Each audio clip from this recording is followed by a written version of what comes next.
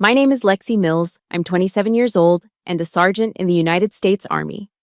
Tonight, at the Charleston Army Ball, my dress uniform is stained with blood. Not the blood of an enemy, but my own, seeping from where my stepmother, Linda, scratched me as she dragged me across the marble floor. Hundreds of pairs of eyes were on us, but they couldn't see her nails digging into my flesh. In the deafening silence that followed a distant gunshot, she leaned in close, her voice as sweet as Carolina honey, but cold as steel. You should have never gotten in my way. Your father would be so disappointed in his useless daughter. Those words hurt more than the gash on my arm. She thought she had won. But she didn't know that under my white glove, I had just activated an emergency protocol she could never have imagined. If you've ever been made to look like the bad guy by your own family in front of everyone, let me know where you're watching from. Hit the like button and subscribe. You need to hear the rest of this story. The air in the Gaillard Center ballroom was thick with the scent of money and power. A heady mix of expensive perfume, aged bourbon, and the faint, crisp smell of starched military uniforms. It was a symphony of Charleston's elite, a world Linda navigated with the grace of a shark gliding through water. I stood beside her, a prop in her meticulously crafted play, my posture ramrod straight as required by my training and demanded by her presence.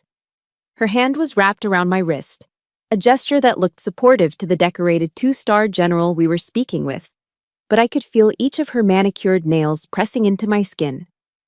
It was a familiar pain, a private language of control she had perfected over 17 years. My daughter is just so resilient, General, Linda said, her voice dripping with manufactured pride. Her smile was a perfect, dazzling white, aimed directly at him, never once faltering. Just like her father. She squeezed my wrist harder, punctuating the lie. I felt a tremor in her hand, a subtle vibration of excitement that betrayed her calm facade. It was the tremble of a predator closing in on its prey. I kept my eyes locked on the general's, my expression neutral, a mask of professional respect I had worn on countless missions. I would not give her the satisfaction of seeing me flinch. He saw a proud stepmother and her decorated daughter. I saw the tightening of a noose. Every compliment she paid me in public was just another twist of the rope, ensuring that when she finally pulled it taut, my fall would be that much more spectacular. The clinking of crystal champagne flutes and the low hum of conversation faded into a dull roar in my ears. The only thing I could focus on was the rhythm of her breathing, the subtle shift in her grip, waiting for the axe to fall. It fell, not with a bang, but with a sudden, chilling silence. The master of ceremonies had just finished a toast to the armed forces when a man in a dark, impeccably tailored suit walked onto the stage. He wasn't part of the program. He moved with the quiet authority of federal law enforcement. He tapped the microphone, the sound echoing through the cavernous hall like a gunshot. The room held its breath. Sergeant Lexi Mills, he said, his voice flat and devoid of emotion. It cut through the silence, and I felt hundreds of pairs of eyes pivot toward me. My name, spoken not with honor, but as an indictment. You are under investigation for a breach of national security. A collective gasp rippled through the crowd. I saw Linda's hand fly to her mouth, a perfect portrait of a shocked and devastated mother. Her performance was flawless. Whispers erupted, spreading like wildfire. Her? She looks so innocent. John Mills's daughter. Unbelievable. The words were like tiny, sharp needles, pricking at the armor I'd spent a lifetime building. But my training and the memory of those long, cold nights on my father's pier had forged that armor from something stronger than steel. They saw a traitor. I saw a chessboard. Every piece moved into place with cold, calculated precision. And I knew, somewhere in the shadows, my own pieces were finally beginning to move. Two military police officers, their faces grim and professional, began to make their way toward me through the stunned crowd. The sea of dress uniforms and evening gowns parted for them. My world shrank to the space between me and them, to the glint of the overhead chandeliers on the polished silver of the handcuffs they carried. The metallic click as one of the officers opened the cuffs was the only sound I could hear. It was the sound of my reputation being locked away.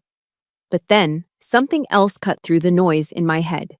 A sound no one else could hear. 3 distinct, rhythmic clicks in my covert earpiece. Click, click, click. It was Ethan's signal, Reaper 0. It wasn't a promise of a dramatic rescue. It was something more valuable. It was a confirmation. I see it. I understand. Hold fast. That was all I needed. The fear that had been a cold knot in my stomach loosened its grip. I was not alone. The plan was in motion. I turned to face the MPs and held out my wrists, not in surrender, but in tactical compliance. Let them see me cuffed. Let Linda believe she had won. Let the whole world think I was broken. My father's voice echoed in my memory, a lesson he taught me long ago on that windy pier. In the eye of the storm, Lexi, be the calm. The bigger the storm, the more precious the stillness at its center becomes. And tonight, I was the eye of the storm. As they led me away, the crowd parted again, their faces a mixture of morbid curiosity, pity, and contempt. They were guiding me directly past Linda, another calculated move in her theatrical masterpiece, allowing her one final triumphant scene. She stepped forward, her face a mask of false compassion. She looked at me not with the gloating of a victor, but with the same feigned pity she had used to control me for 17 years. It was an expression that said, "See? You're nothing without me to protect you." It was the look she gave me when I failed, when I disappointed her, when I reminded her that I was not her blood. But this time was different. For the first time, I didn't look away. I didn't let my gaze fall to the polished marble floor. I met her eyes directly, holding them with a calm, empty stare. It was a void she couldn't read, an emptiness she couldn't manipulate. It was the blank, unblinking focus of a soldier who has already assessed the threat and is simply waiting for the moment to act. And in that fraction of a second, I saw it. For the first time in my life, I saw a flicker of uncertainty in Linda Steele's eyes, a tiny crack in her perfect composure. Her play had been executed to perfection, but she had made one critical miscalculation. She never considered that the lead actress had stopped reading from her script. Linda's words in that ballroom, "Your father would be so disappointed," weren't just a random cruelty. They were a key, unlocking a room in my memory I had tried to keep sealed for 17 years. As the MPs led me away, the flashing cameras and shocked faces faded, replaced by the scent of salt marsh and pine and the image of a 10-year-old girl standing alone on a wooden pier. Linda arrived at our house in Mount Pleasant 2 months after my father's funeral. I remember the exact moment her sedan pulled into our oak-lined driveway. Before I even saw her, I smelled her.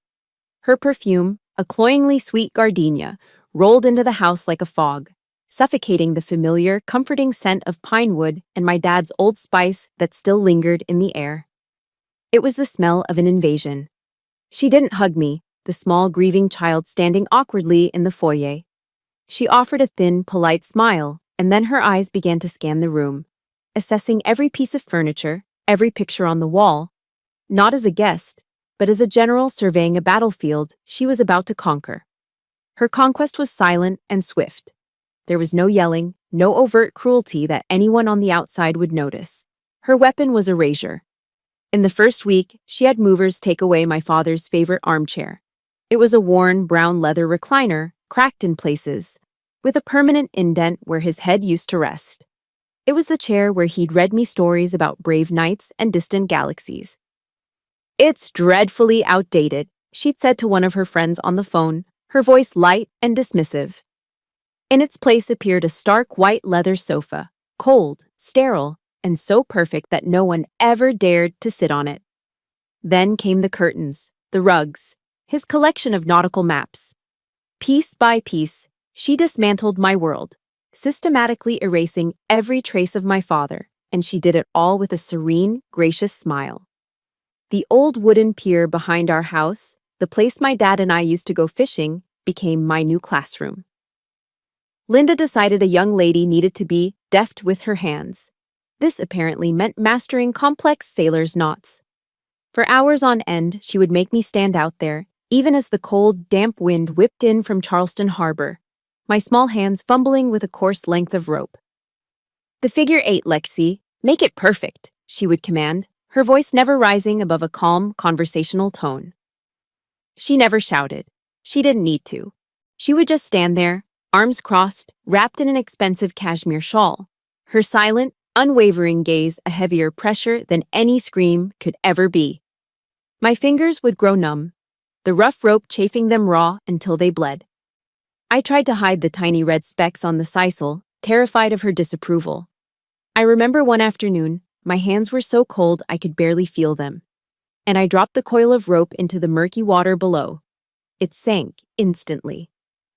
I looked up at her, my eyes wide with panic. She didn't say a word. She didn't scold me. She simply turned her back, walked into the house, and I heard the distinct click of the sliding glass door being locked. I was left outside, alone, as the sun went down and the tide began to recede. I had to wait for hours in the encroaching darkness, shivering, until the water was low enough for me to climb down the muddy bank and retrieve her precious rope. That night, huddled on the cold planks of the pier, I learned that the worst punishment isn't pain. It's the profound, terrifying loneliness of being utterly abandoned. Her cruelty was a performance art, and it was at its most brilliant when we had guests. In front of her friends from the Charleston Society pages, she was the model stepmother. She would pull me close, her hand stroking my hair in a gesture of affection that was as hollow as her praise. "Our Lexi is so self-reliant," she would say, her voice filled with warmth. "The girl never complains." Her friends would nod in admiration, looking at me with pity and approval. I would just stand there, forcing a small smile, a silent accomplice in her deception. They didn't see the calluses on my hands hidden in my pockets, or the emptiness in my eyes that I had learned to conceal. Linda's praise was just another weapon. It twisted my suffering into a virtue, my forced silence into willing consent. It was a constant, unspoken lesson. My value was directly proportional to how much pain I could endure without breaking. She trained me to be invisible, then praised me for mastering the art. The ultimate act of this performance came when I was 12. Linda founded the John Mills Hero Memorial Fund, using my father's name as her letterhead. She threw lavish fundraising galas at sprawling plantations, standing on stage under soft spotlights, speaking about my father's sacrifice with perfectly timed tears glistening in her eyes. The local papers and magazines lauded her as the devoted widow, the selfless mother, a pillar of the community. But I knew where the money was going. It wasn't to support military families, it was to build her own empire of influence, securing business deals for her associates, and buying political favors. She had stolen my father's name, his honor, and twisted his sacrifice into a stepping stone for her own ambition. My father used to teach me about knots. "Every knot has a purpose, kiddo," he'd say, his voice warm and patient. "Some are meant to secure, to keep you safe. Others are meant to bind, to trap. You have to know which kind you're tying." That night, after one of her galas, I stood on that pier alone, the sound of the party still faintly echoing across the water. The wind was cold, but I barely felt it anymore. I looked out into the inky blackness of the Cooper River. I took a piece of rope and, with practiced, steady hands, tied a flawless bowline knot. It was a rescue knot, a knot used to save lives. And as I pulled it tight, I made a silent promise to my father, to the 10-year-old girl she had tried to erase. One day, I would use the very skills she had beaten into me, the patience, the precision, the ability to endure, to untie every single knot of deception she had ever created. If you've ever had a memory of a loved one twisted or used by someone else, please support this story by hitting the like button, and in the comments, just type the word honor. It will mean the world to me. I would not let her own my father's memory, and I would not let her own me. The promise I made to myself on that pier wasn't a fleeting, childish fantasy. It became the single, guiding principle of my existence. For the next 5 years, I endured. I perfected my invisibility. I mastered the art of silent compliance, all while hoarding the one thing Linda couldn't control: my resolve. The day after my 17th birthday, I acted on it. I told Linda I wanted to join the Army. She took me to the recruitment office herself. The sterile, fluorescent-lit room smelled of old coffee and patriotism, posters of stoic-looking soldiers plastered on every wall. Linda beamed at the recruiter, a weary-looking sergeant first class with more stripes on his sleeve than I had years in my life. "My daughter wants to follow in her father's footsteps," she announced, her voice resonating with the perfect pitch of maternal pride. It was a masterful, calculated lie. She didn't want me to be free. She wanted to transfer me from one cage to another, one she believed she could still control from a distance. She saw the military not as a path to liberation, but as a more structured, more unforgiving version of her own peer. She had done her research. With surgical precision, she guided me towards a specific military occupational specialty. 35S, Signals Intelligence Analyst. It was a field that demanded intense discipline, meticulous attention to detail, and long hours spent in highly secured, isolated facilities known as SCIFs. She imagined me locked away, drowning in pressure and loneliness, a broken little soldier she could still manipulate with care packages and guilt-laced letters.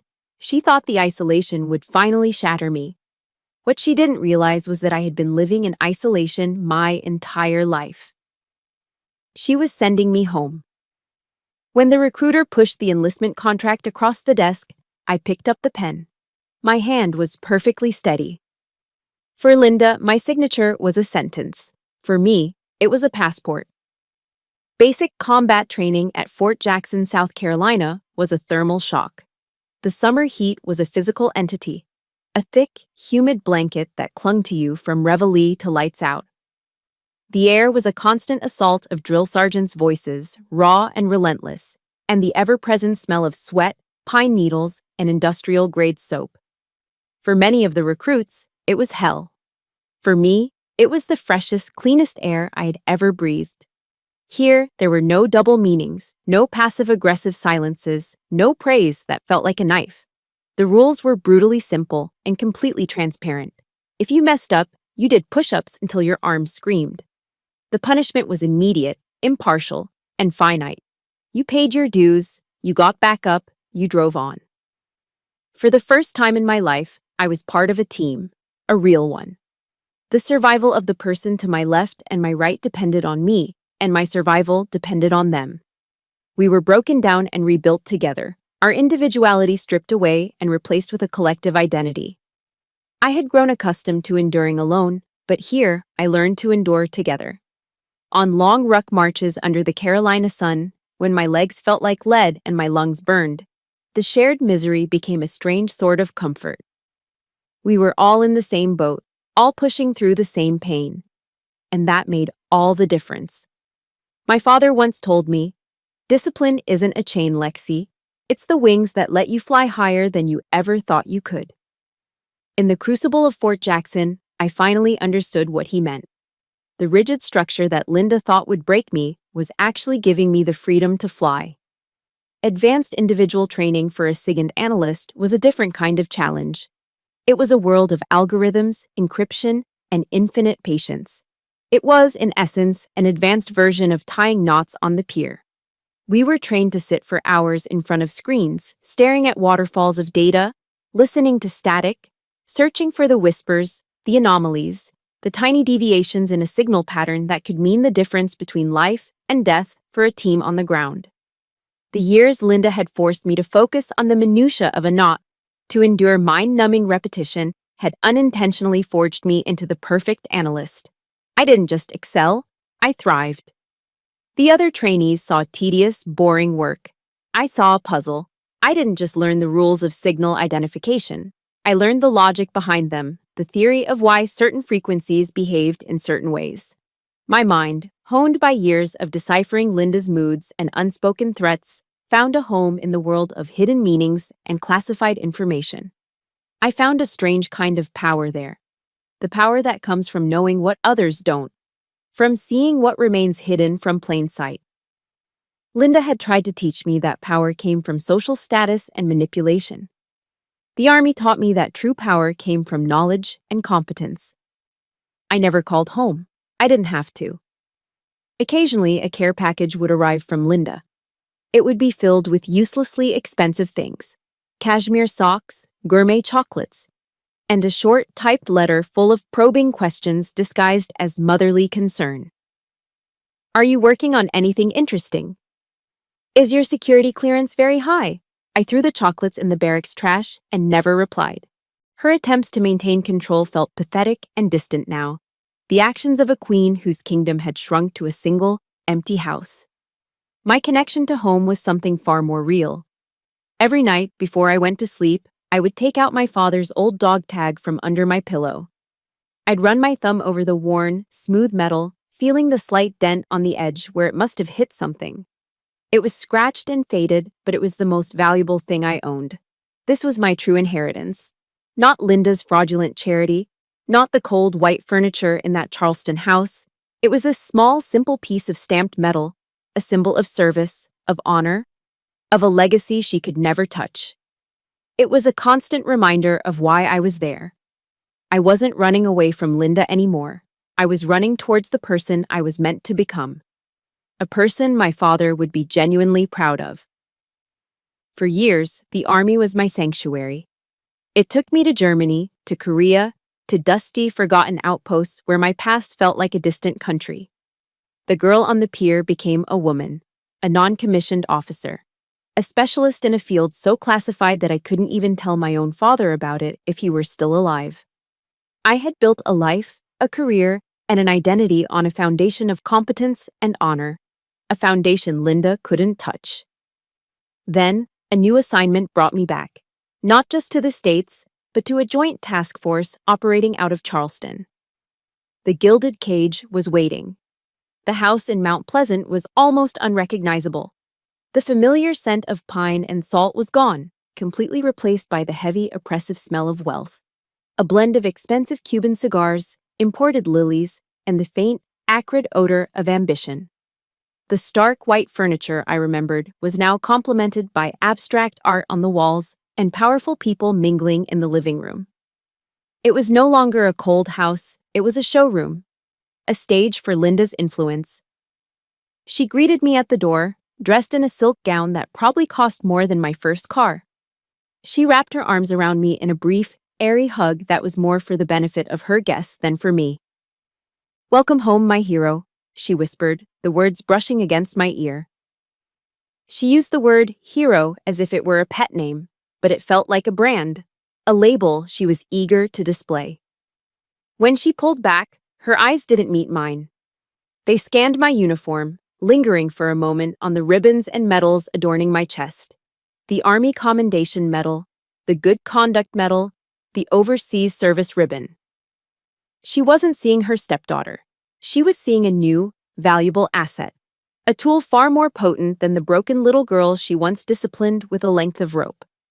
My return was her new favorite project. She orchestrated a welcome home hero party that had nothing to do with me and everything to do with her. The guest list was a who's who of the Low Country's power brokers, defense contractors, state senators, real estate tycoons. I stood in my dress blues, a living, breathing centerpiece for her event, as she paraded me around the room. "This is my daughter Lexi," she would announce, her voice resonating with carefully rehearsed sincerity. "She's doing such incredible things for our country." When the photographers from the local society magazine arrived, she would stand beside me, placing a proprietary hand on my shoulder. It was a gesture of ownership disguised as affection. To the outside world, we were the picture of a proud, patriotic military family, a devoted mother celebrating her daughter's service. But I could feel the invisible bars of the cage closing in around me. Linda no longer needed ropes and locked doors to control me. Her new weapons were far more sophisticated: social expectation, public perception, and the weight of my own uniform. She had turned my service into a symbol, and a symbol has no voice of its own. During the rare moments we were alone, usually over sterile dinners at a long dining table where my father's chair used to be, her questions became sharper, more focused. They were always wrapped in the guise of motherly interest, a performance of someone trying to understand her child's complex career. "That project you're on, does it involve the new satellite systems?" she'd ask casually while slicing into her filet mignon. "Your security clearance, does that give you access to logistics data, supply chain movements, She would ask with a gentle, curious smile, as if inquiring about a new hobby. But I wasn't the girl on the pier anymore. I was an analyst trained to detect patterns, to find the signal in the noise. And I saw the pattern in her inquiries. She wasn't interested in my life. She was mapping the scope and limitations of my access. She was drawing a treasure map, and my security clearance was the key. I would give her vague, non-committal answers, citing classification protocols, and watch a flicker of frustration pass behind her eyes before the gracious smile returned. The game had changed, but it was still a game. It was during a joint training exercise at Fort Bragg that I first met Master Sergeant Ethan Graves. He was part of a special operations support team, a quiet, intense man who moved with an economy of motion that spoke of immense competence. He said little, but when he did, everyone listened. Our units were running a complex signals intelligence drill when Linda made a surprise visit, ostensibly to bring the troops some homemade cookies, which were, of course, catered. She charmed everyone, as she always did. My commanding officer was captivated. The younger soldiers were in awe of her southern grace. She moved through our tactical operations center like a visiting dignitary, a whirlwind of perfume and charisma. But Ethan was unimpressed. He watched her for a moment, his eyes analytical. When she approached him with a dazzling smile and an outstretched plate of cookies, he simply gave a polite, professional nod. "No, thank you, ma'am," he said, and immediately turned his attention back to the tactical map on the screen. He dismissed her as easily and efficiently as he would dismiss a piece of irrelevant data. Later that day, as we were breaking down our equipment, he walked over to me. I braced myself for the usual comments. "Your mother is so charming," or "It's so great that she's so supportive." Instead, he just looked at me with his steady, unreadable gaze and said in his low, gravelly voice, "Your stepmom. She talks a lot." It wasn't a criticism or an insult. It was a simple, factual observation from a man who analyzed the world for a living. He had looked at Linda and, in less than 5 minutes, had seen through the entire performance. He saw the noise, not the signal. For the first time since my return, I felt like someone saw me, not the hero, not the daughter, not the prop. They just saw a soldier. From that day on, I knew I had an ally. Someone else who saw the world not for what it pretended to be, but for what it was. Knowing I had an ally in Ethan didn't change Linda's game, but it changed how I played it. I was no longer just enduring her manipulations. I was analyzing them, logging them, searching for the pattern. The vague sense of unease she always created had sharpened into a clear, defined threat assessment. The confirmation of that threat came on a Tuesday night. I had stopped by the house to pick up some old yearbooks from the attic for a friend's reunion.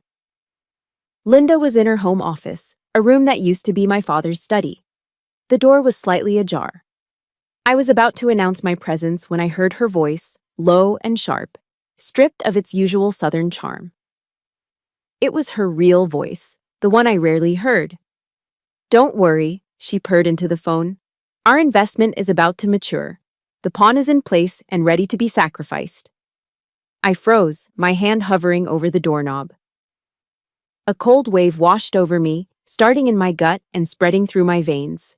Investment. Pawn. Sacrificed. The words were clinical, detached, utterly devoid of emotion. And there was no doubt who she was talking about. All the pieces clicked into place. This was never just about using my image for social climbing. It was a long, calculated operation. The nausea was immediate and overwhelming, the taste of betrayal bitter in my mouth. But right behind it came something else. A cold, stark clarity. The kind I only felt on a mission when the objective became crystal clear. The enemy was no longer a shadowy figure. She had a name and a voice. The battle had officially begun. I backed away from the door as silently as I came, my footsteps making no sound on the thick Persian rug. The game had just changed. And she had no idea. That night, back in the sterile quiet of my barracks room, I used a military-grade encrypted messaging app on a secure laptop. I sent a message to Ethan. It contained only 2 words. Need to talk. 30 seconds later, a reply appeared on my screen. A set of coordinates and a time. no questions asked. The coordinates led me to a small, dimly lit coffee shop on a quiet side street in Folly Beach, the kind of place locals go to avoid tourists. It smelled of roasted coffee beans and salty sea air. Ethan was already there, sitting in a booth in the back corner, a plain black coffee untouched in front of him. He looked up as I approached, his expression as impassive as ever. I slid into the booth across from him, and the words just came tumbling out. I told him everything. About Linda's years of subtle manipulation, her increasingly specific questions about my work, and the phone call I'd just overheard. I laid out the facts like I was giving a mission briefing, trying to keep my voice steady, professional. Ethan listened. He didn't interrupt, didn't offer sympathy, didn't react at all. His eyes, however, were locked on mine, focused with an intensity that told me he was absorbing and analyzing every single word. When I finally finished, the only sound was the low hum of the espresso machine. He took a slow sip of his coffee. "Okay," he said, his voice calm and level. "From this moment on, we document everything. Let her think she's in control. You're going to feed her, give her pieces of information. Nothing classified, nothing damaging, but things that seem valuable. We're setting a net." So I became a double agent in my own life. I started playing Linda's game by her rules, but with my own objective. The next time we had dinner, she casually asked about a new communications system the Army was testing. I pretended to hesitate, feigning concern about classification. Then, I relented, giving her details that were technically accurate but had already been published in a dozen defense industry journals. I presented it as a secret I was reluctantly sharing. I saw the glint of triumph in her eyes. She thought she was turning me, peeling back the layers of my military discipline to get to the prize inside. Her confidence grew with each piece of bait I dropped. She was so focused on her own game that she never once thought to ask if she was being played. Meanwhile, Ethan and I were building our own intelligence operation. He set up a discreet monitoring system, flagging any communications, calls, emails, financial transactions that involved Linda or any of her known associates. The name that kept surfacing was Atlantic Forge, a shadowy defense contractor with a reputation for cutting corners and a history of failed government bids. Now, they were suddenly winning contracts, big ones. The net was in place, the bait was taken. We just had to wait for her to make her final move. It came a week before the Army ball. An urgent email appeared in my inbox. It looked official, sent from an internal Army domain, complete with the right logos and formatting. It stated that due to a system-wide update, all personnel with my level of clearance needed to immediately re-authenticate their security credentials via a provided link. My training screamed at me, phishing attack. It was a trap. But it was the most sophisticated one I'd ever seen. I immediately forwarded it to Ethan. He analyzed the link in a secure digital sandbox. His response came back in under an hour. The link led to a cloned portal designed to steal my login credentials. But it did something else, something far more sinister. Once the credentials were entered, it would trigger a silent script that would use my account to send a massive burst of classified data to an external server. It would simultaneously trip every security alarm in the system, all under my name, my digital signature. That's when we understood her endgame. She didn't just want information, she wanted to destroy me. She needed a scapegoat, a traitor to take the fall when Atlantic Forge's illicit gains came to light. The Army ball was to be her stage, the grand finale where the hero she created would be spectacularly revealed as a villain.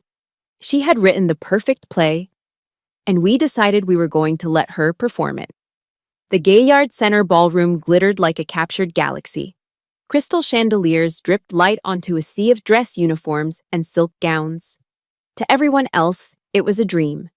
To me, it was a meticulously staged battlefield, and I was standing at ground zero. I held a flute of champagne, the bubbles rising and popping in a silent countdown. Across the room, I watched Linda move through the crowd. She was in her element, a vision in an emerald silk dress that shimmered under the lights like the skin of a serpent. This was her kingdom. My eyes scanned the perimeter, my training taking over. In a shadowed corner near the bar, I spotted them. A trio of executives from Atlantic Forge, their expensive suits looking out of place amongst the military decorations.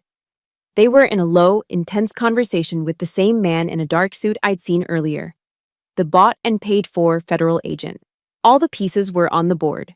A single, soft click in my earpiece. Ethan. His voice was calm, almost detached. Game on. I took a slow, deliberate breath, the taste of champagne sharp on my tongue. I was ready for the storm. The accusation, when it came, shattered the dreamlike atmosphere. The agent from Atlantic Forge's huddle strode to the stage, taking the microphone from the master of ceremonies. The polite applause died down, replaced by a confused murmur. He didn't introduce himself. He didn't waste time with pleasantries. He let the silence stretch for a beat, ensuring he had everyone's complete attention. Then, he spoke my name. Sergeant Lexi Mills, you are under investigation for a breach of national security. A tidal wave of silence crashed over the room. It was absolute, a dead vacuum of sound far more terrifying than the silence on the pier. That silence was between Linda and me.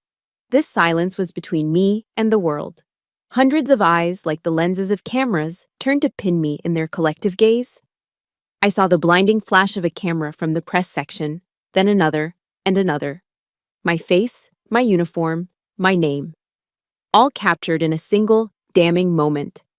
I scanned the crowd, desperately searching for a single friendly face, a flicker of doubt or sympathy. I found none. All I saw was shock, morbid curiosity, and the slow dawning horror of contempt. I saw young lieutenants, men and women I had mentored, whose respect I'd worked so hard to earn, turn their faces away, their expressions a mixture of disappointment and disgust. Through it all, I could see Linda. She stood among a group of generals' wives, a perfect Oscar-worthy performance of a heartbroken mother. Her hand was pressed to her chest, her eyes wide with a believable, devastating sorrow. In that moment, she had won. She had successfully painted me as the enemy in a room full of my brothers and sisters in arms. My oath of enlistment flashed in my mind. I will support and defend the Constitution of the United States against all enemies, foreign and domestic. I looked at Linda, at the architects of my destruction, and I realized I was staring at a domestic enemy, one wrapped in silk and Chanel No. 5. The two MPs reached me. One was an older master sergeant I recognized from the provost marshal's office, a good man. His face was a mask of stern professionalism, but I could see the profound disappointment in his eyes. It was a look that hurt more than any accusation. Sergeant Mills, he said, his voice low and formal, please place your hands behind your back. The sharp click-clack of the handcuffs opening echoed in the dead silence. It sounded as loud as a rifle shot, the sound of my honor being shackled. I felt the cold, unforgiving steel bite into my wrists. It was a familiar sensation from training exercises, but this time it was different. This was real. This was Linda's victory made manifest, a cold metal symbol of her triumph. I didn't resist. I didn't say a word. I stood tall, my spine straight, my chin up. I would not give them the satisfaction of seeing me break. I had to trust Ethan. I had to trust the plan. But in that moment, standing alone, publicly shamed, surrounded by the condemning eyes of my peers, faith was a fragile, flickering flame in a hurricane. They turned me to lead me out, and the path they chose was, of course, directly past Linda. She stepped forward as if to offer a final, comforting word.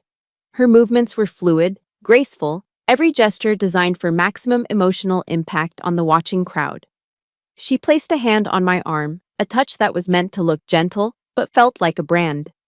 She leaned in close, her gardenia perfume filling my senses. Her voice a venomous whisper meant only for me. You see, Lexi, I told you. You could never win against me. She hissed, her lips barely moving. Her sweet public face was inches from mine, but her eyes were chips of ice. Now the whole world knows you're just a disappointment, just like your father always thought you were. That was the final twist of the knife. The most cruel, calculated blow she could deliver. Using the memory of the one person I loved, the man whose honor I had tried to uphold my entire life, as her final weapon. A hot surge of tears burned the back of my eyes. a wave of pure, raw grief and rage that threatened to drown me. I felt my composure crack, but I held on. I swallowed the tears, pushed them back down into the cold, hard place inside me where I kept all the other pain she had given me. No, I would not let her see it. I would not give her that. If you believe that a person's honor is the one thing no one should ever be able to take away, please show your support by hitting the like button and type "hold fast" in the comments below. This battle wasn't over, not by a long shot. Miles away from the glittering nightmare unfolding in Charleston, the only light in a windowless room deep inside Fort Bragg came from the cold blue glow of 24 computer monitors. This was the Tactical Operations Center, the TOC, the nerve center of a unit that didn't officially exist. Here, the air was cool and smelled of ozone from the humming servers. The currency wasn't money or influence, it was data. And Master Sergeant Ethan Graves was staring at the single piece of data that mattered most. On his primary monitor, 2 strings of authentication code were displayed side by side in stark green text. To the untrained eye, they were identical, a meaningless jumble of characters. But Ethan's eyes were trained to see the invisible, the subtle tells that an enemy leaves behind. Run the packet analysis again. Cross-reference timestamp deviations, he ordered, his voice low and calm, a stark contrast to the urgency of the situation. It cut cleanly through the quiet hum of the climate control systems and the soft clicking of keyboards. He didn't look away from the screen, his focus absolute. Beside him, a young SIGINT analyst, a specialist barely out of his advanced training but with a preternatural talent for code, responded without missing a beat. His fingers flew across a keyboard, bringing up cascading windows of raw data. "Running it now, Master Sergeant," he confirmed. The seconds stretched, each one feeling like a minute. "Got it," the analyst finally said, his voice tight with discovery. "Confirmed. Latency deviation of 2.1 milliseconds in the authentication handshake. The packets were rerouted through a third-party server. Pinging the IP now, it's registered to a shell company in Estonia." That was it. The digital fingerprint, the microscopic yet irrefutable proof that the security alert triggered under Sergeant Lexi Mills's name was a sophisticated forgery. It was the whisper in the static they had been waiting for, the anomaly that confirmed the entire operation was a setup. Ethan's jaw tightened. He leaned forward, his large frame casting a shadow over the communications console. He keyed in a command on his own terminal, bringing up a secure protocol file. "Initiate Operation Iron Tide," he said. His voice was steady, almost monotone, but it carried the absolute weight of a command that set a complex and powerful machine into motion. In an instant, the atmosphere in the TOC shifted. The quiet hum of observation was replaced by the focused, efficient silence of action. Red lights blinked on a status board, and operators began executing their pre-assigned roles. The counteroffensive had begun. While one team was tasked with preparing a rapid response unit, Ethan swiveled his chair to a massive, wall-mounted monitor. With a few keystrokes, he replaced the satellite imagery with a complex web of financial transactions, a spider web of lines connecting dozens of accounts across the globe.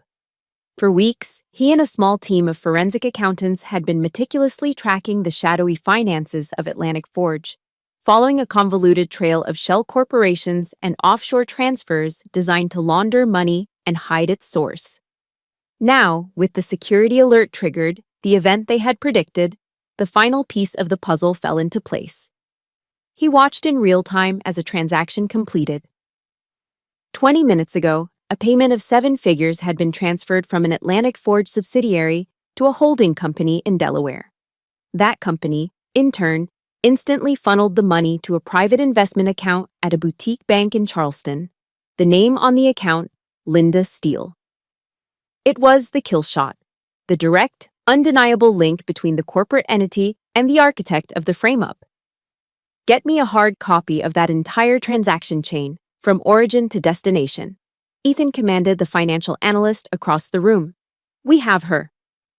The digital trail was clean, a perfect breadcrumb path that no lawyer could explain away. Linda's empire was built on a foundation of public image and carefully crafted lies. but it was about to be brought down by a handful of numbers on a screen. Simultaneously, at a discreet forward operating base tucked away in the marshlands just outside of Charleston, 6 men received a single, encrypted alert on their tactical devices. The alert read simply, "Iron Tide, go." They didn't speak. They didn't need to. They moved as one organism, with the silent, fluid precision that comes from hundreds of missions together in places the world would never know about. They were ghosts, trained to materialize, solve a problem with overwhelming and precise force, and vanish without a trace. Each man donned his tactical gear: black fatigues, body armor, helmets with integrated comms, and night vision optics. They checked the seals on their gas masks, the quiet hiss of compressed air the only sound in the room. With practiced efficiency, they chambered rounds in their suppressed M4 carbines, the soft clack of the bolt sliding home a familiar, comforting sound. They filed out into the humid South Carolina night air and climbed into 2 black, unmarked SUVs that looked like they belonged to a suburban soccer dad, not an elite military unit. The team leader, a man known only by his call sign, Preacher, studied a digital, 3-dimensional map of the Gaillard Center on a tablet mounted to his chest rig. "Reaper Zero wants a silent perimeter," he said into his throat mic, his voice a low, gravelly rasp that was barely audible over the engine's hum. "Hard seal on all exits. No one in, nobody out until we get the green light. Weapons tight. This is a snatch and grab, not a firefight." His team members responded with a series of single clicks over the comms, their version of "Roger that." The ghosts of Charleston were moving into position. Back in the talk at Fort Bragg, Ethan monitored a dozen feeds at once. He had live access to the Gaillard Center's internal security cameras, a thermal feed from a small silent reconnaissance drone hovering high above the building, and the encrypted body cam footage from Preacher's team as they silently took up positions around the ballroom's service entrances. He watched the chaos unfold inside the grand hall. He saw the flash of cameras as Lexi was accused. He saw her stand tall, her expression a mask of military discipline. He saw her being placed in handcuffs, a sight that made his grip on his coffee mug tighten. He saw Linda, the grieving mother, accepting condolences from horrified guests, playing her role to perfection. He waited. He was a patient hunter. He let the scene play out, allowing Linda's performance to reach its crescendo. He didn't want to just interrupt her play. He wanted to bring the entire theater crashing down around her on stage, in front of her entire audience of powerful people. He watched as the MPs began to escort Lexi toward the main exit, right past where Linda was standing. The trap was about to be sprung. "Perimeter is set. We are in position." Preacher's voice crackled in Ethan's ear, clear as a bell. "All assets are go, awaiting your command, Reaper Zero." Ethan picked up his microphone, his knuckles white. His gaze was fixed on the monitor showing a close-up of Linda leaning in to whisper in Lexi's ear. He saw the flicker of pain on Lexi's face, a crack in her soldier's mask. That was enough. He keyed the mic. "All units," he said, and his cold, clear voice was broadcast across every secure channel, from the talk to the men waiting in the wings in Charleston. "Go. Execute."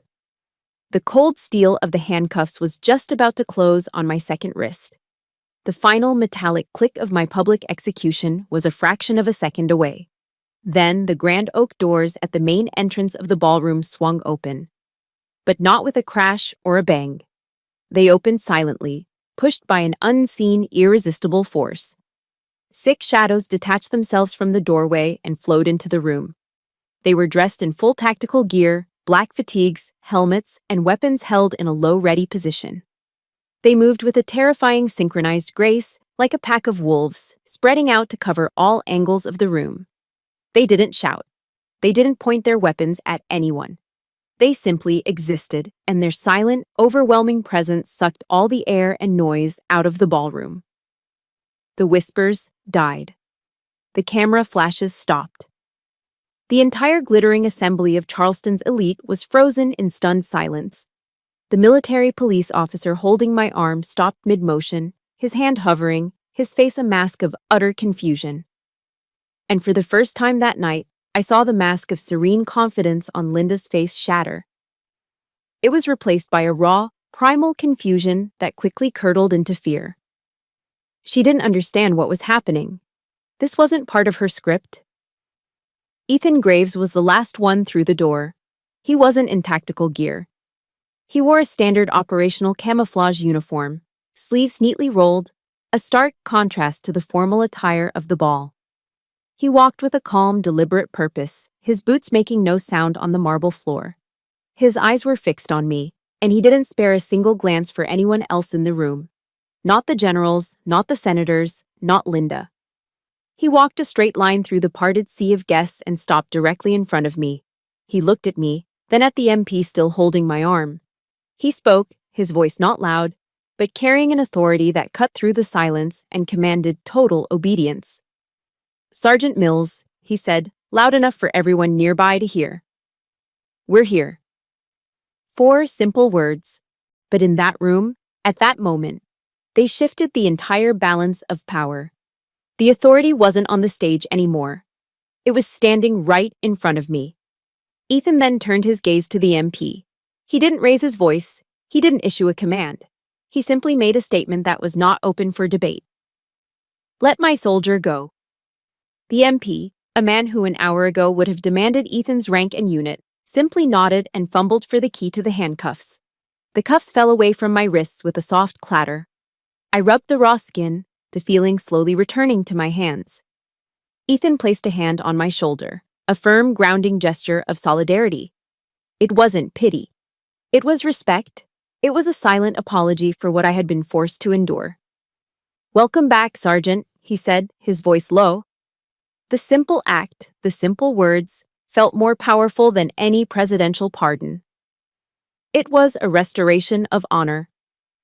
As I took a half step back, Preacher, the silent team leader, materialized at Ethan's side and handed him a ruggedized military tablet.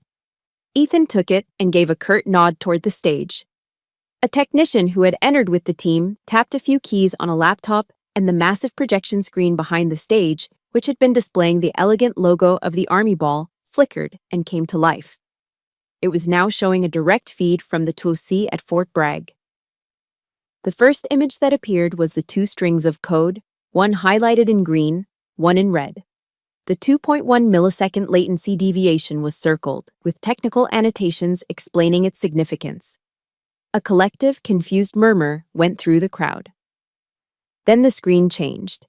It now displayed the intricate web of financial transactions, a clear, damning flowchart showing the 7-figure payment moving from Atlantic Forge through the Delaware Shell Company and landing squarely in a private account under the name Linda Steele.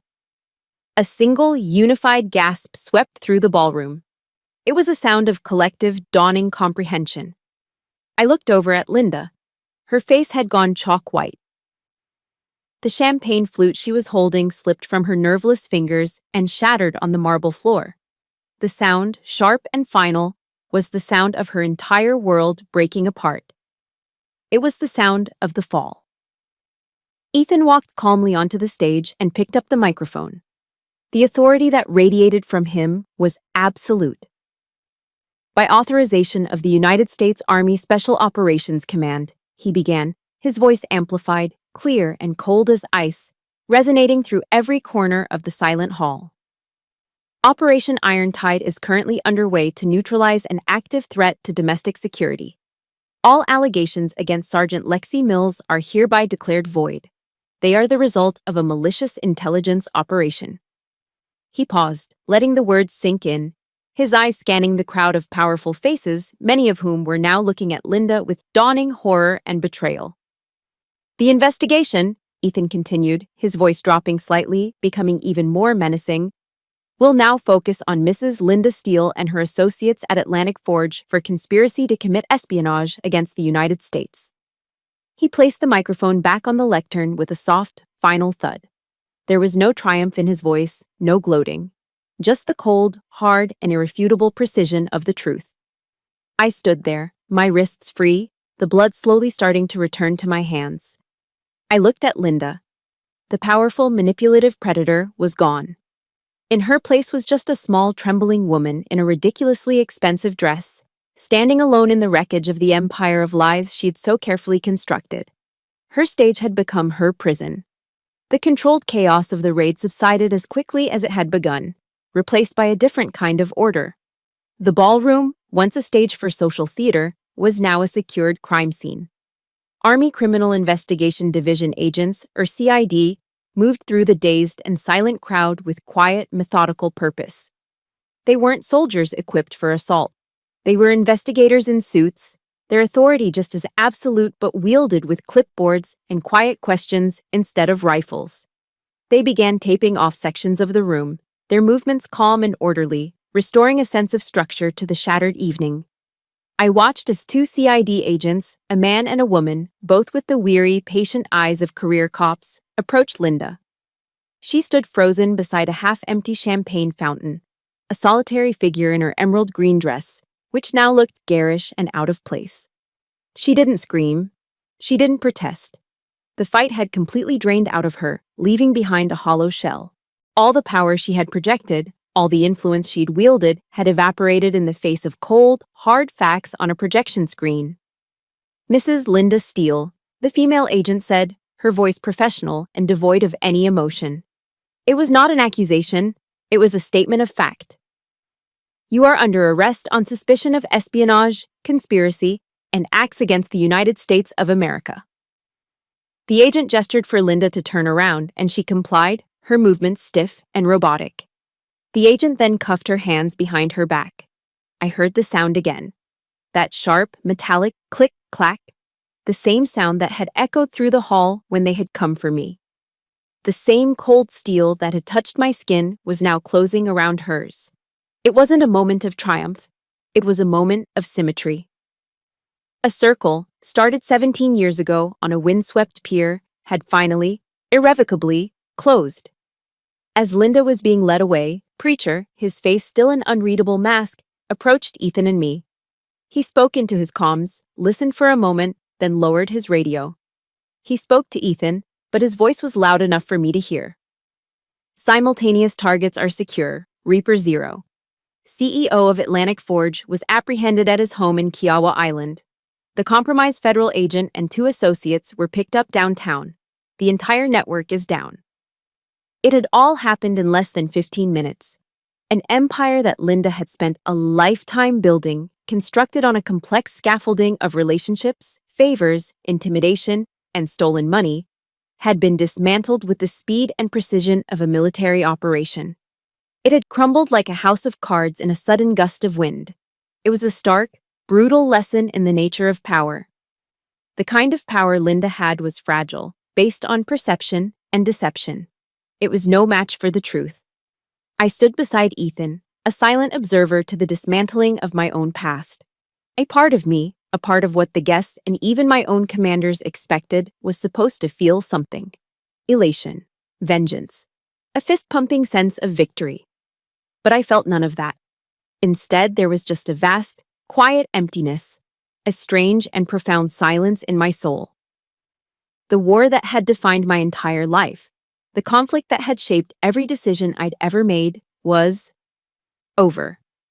It was like a soldier returning from a long deployment.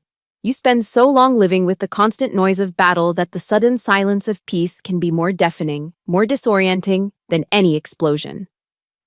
Ethan glanced at me, his analytical eyes seeming to understand the complex emptiness I was feeling. "It's okay, Sergeant," he said quietly, his voice a low rumble. "Peace takes some getting used to." They led Linda past us on their way to the exit. Our paths crossed one final time. She stopped for a brief second, her escort pausing with her. The arrogant, calculating mask was gone completely now. All that remained was a shattered, bewildered woman who couldn't comprehend how her perfect world had come undone. Her eyes, filled not with hatred but with a desperate, narcissistic confusion, locked onto mine. "Why?" she asked, her voice a raw, broken whisper. It was the question a true narcissist would ask, a question born not of a desire to understand, but of an inability to accept failure. She wasn't asking for my reasons. She was blaming me for her downfall. She couldn't comprehend how her perfect plan, her flawless script, had failed. For years, a question like that from her would have sent me spiraling, searching for a way to justify my existence, to earn her approval. But now I just looked back at her. And this time, my silence wasn't born of fear. It was a choice. I had spent my life craving serenity, the courage to change the things I can, the wisdom to know the difference. I had changed what I could. Now it was time for serenity. I didn't owe her an explanation. I didn't owe her anger. I didn't owe her anything at all. The debt had been paid. I simply held her gaze for a moment, then turned away, leaving her alone with her question. A question she would spend the rest of her life unable to answer. Because the answer wasn't for her. It was for me. Because I deserved to be free. 3 days after the army ball, a fragile peace settled over Charleston. The storm had passed. The sensational headlines about the Charleston Society spy were already fading, replaced by the next news cycle. Linda's case had been handed over to the federal prosecutors, and her name, once a symbol of power and grace, was now just a file in a government office. The world had moved on. And for the first time, I felt like I could too. I found myself walking alone along the waterfront park, the salty breeze from the harbor gently tugging at my hair. In the distance, across the shimmering expanse of the Cooper River, I could just make out the familiar silhouette of the Mount Pleasant shoreline, where the old pier still stood. It was the same view I had seen 1,000 times, but today, it looked different. The landscape of my past was still there, but it no longer held any power over me. The wind no longer carried the chilling memory of punishment and isolation. It was just the wind, tasting of salt and freedom, carrying the lonely, hopeful cries of seagulls. I stopped and leaned against the cool, sturdy metal of the railing, my hands gripping it tightly. I ran my palms along its smooth surface, feeling its solid, unyielding presence beneath my fingers. There were no ropes here, no more knots to tie, no more knots to untangle. There was just the wide open expanse of the water and the sky. There was just freedom. A familiar, quiet presence approached from behind. I didn't need to turn to know it was Ethan. He stopped beside me, leaning on the railing, following my gaze out to the water. We stood in comfortable silence for a few moments before he spoke. "This came to command for you," he said, holding out a thick manila envelope. It looked old, the paper slightly yellowed at the edges. I took it from him, my brow furrowed in confusion. The return address was from a small local law firm I'd never heard of. I carefully opened the flap. Inside was a letter and a sheaf of financial statements. The letterhead read, "The John Mills Memorial Scholarship Fund." My heart skipped a beat. It turned out that before my father had deployed for the last time, he had used a small inheritance to set up a modest trust. His instructions were simple: to provide small scholarships for the children of fallen service members from his unit. An old, semi-retired lawyer, a friend of his from way back, had been quietly administering it all these years, just as my father had asked. It wasn't a massive, glittering foundation like the one Linda had built. It was small, unassuming, and utterly real. The statements showed a history of small grants, a few thousand for textbooks here, a little more for tuition there, that had helped dozens of kids over the years. Linda had created a loud, hollow, fraudulent version to serve her own ambition. But my father's true legacy had endured, silent, humble, and honest.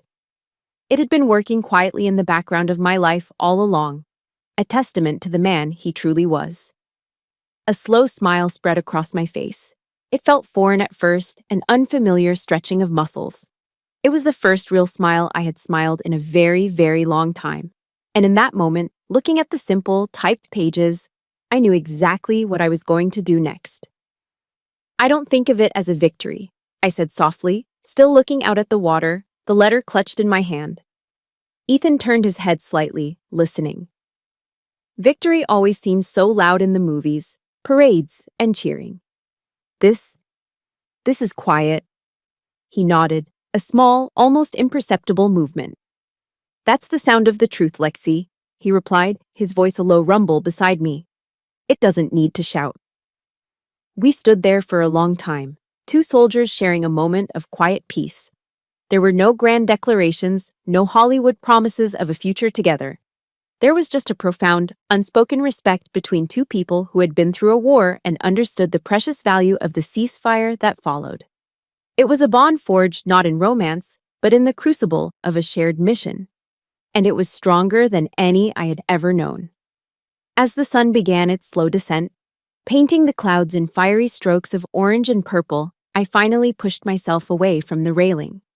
I turned my back on the harbor, on the pier, on the ghosts of the past. The 10-year-old girl who had shivered in the cold, tying knots with bleeding fingers, was no longer there. In her place stood a woman, a soldier, a survivor. My steps on the cobblestone path were steady and even. I wasn't rushing toward anything, nor was I running away. For the first time, I was simply walking at my own pace, in my own time. I stopped, closed my eyes, and took a deep breath. A breath that started deep in my belly and filled my lungs until they felt like they would burst.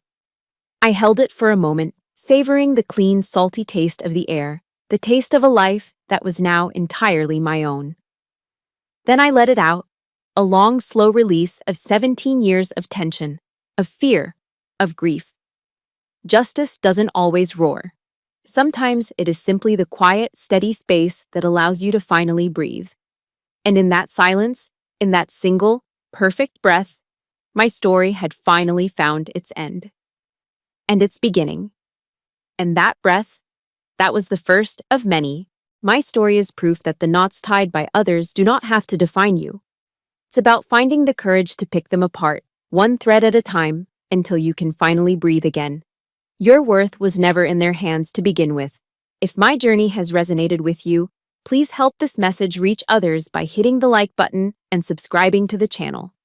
And if you know someone who might be feeling trapped in their own silence, consider sharing this story with them. Sometimes just knowing you're not alone is the sound of truth. Thank you for listening.